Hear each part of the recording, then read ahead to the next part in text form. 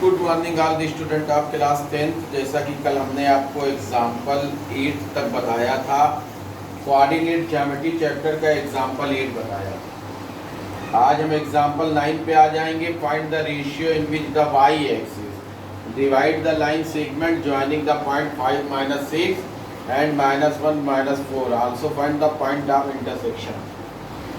देखिए, जब कहे कि वाई एक्सिस तो x 0 होगा, y एक्सिस पे x 0 और x एक्सिस पे y 0।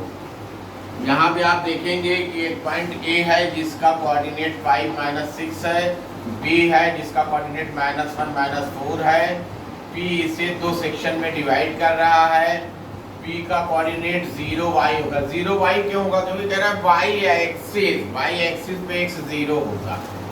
अच्छा, किस रेशियो में डिवाइड कर रहा हमने लेट कर लिया कि k रेशियो 1 में।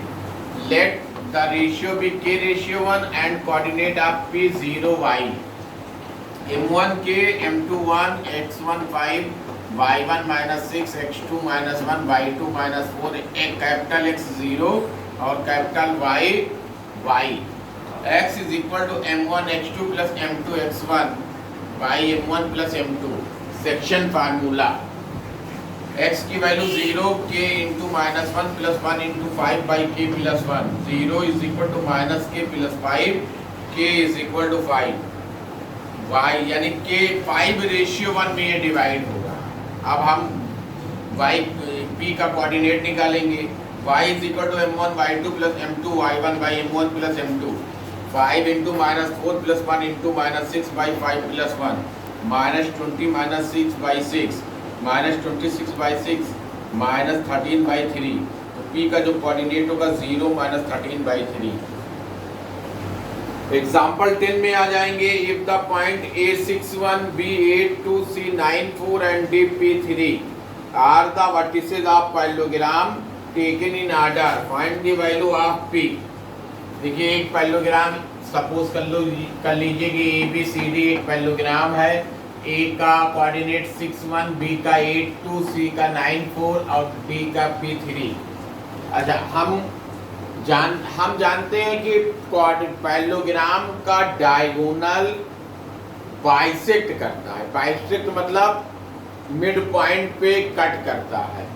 तो we know that diagonal of parallelogram bisect each other.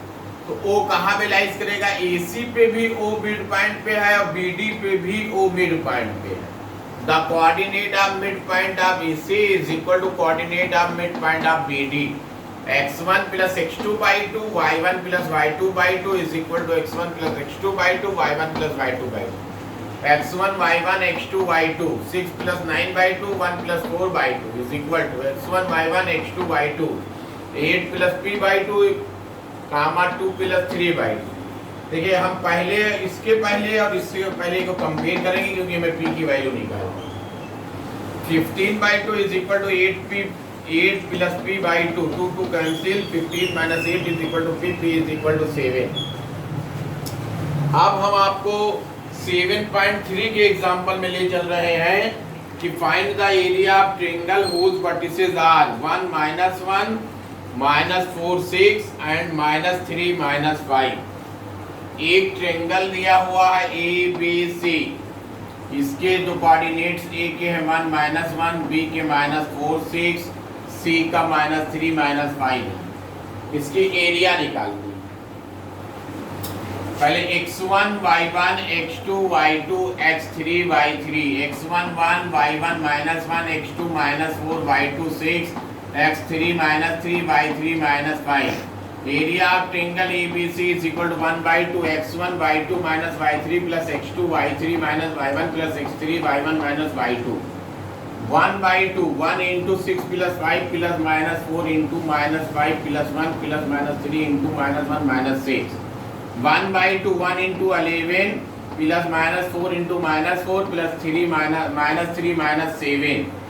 1/2 11 plus 16 plus 21 यानी 48/2 यानी 24 स्क्वायर यूनिट।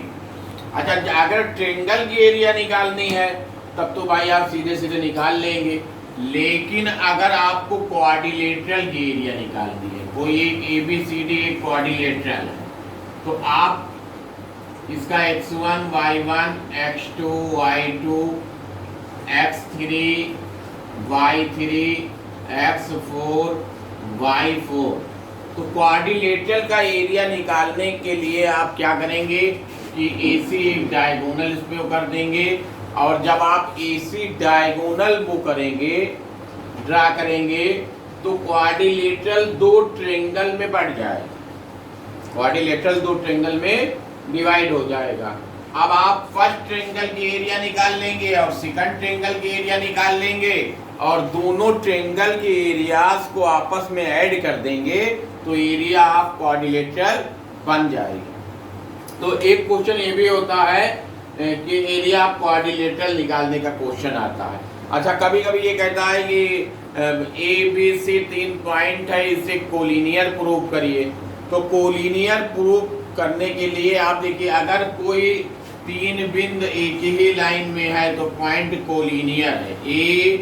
ABC एक ही लाइन में है तो पॉइंट कोलिनियर है, लेकिन अगर पॉइंट एक लाइन में नहीं है तो उससे ट्रायंगल का फॉर्मेशन होता है और वो कोलिनियर नहीं होता है।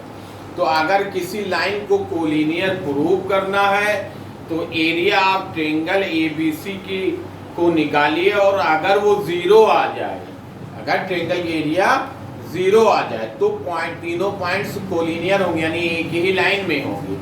लेकिन अगर 0 नहीं आता, उसकी कुछ वैल्यू आती है निगेटिव या पॉजिटिव, तो फिर वो पॉइंट्स आपस में कोलिनियर नहीं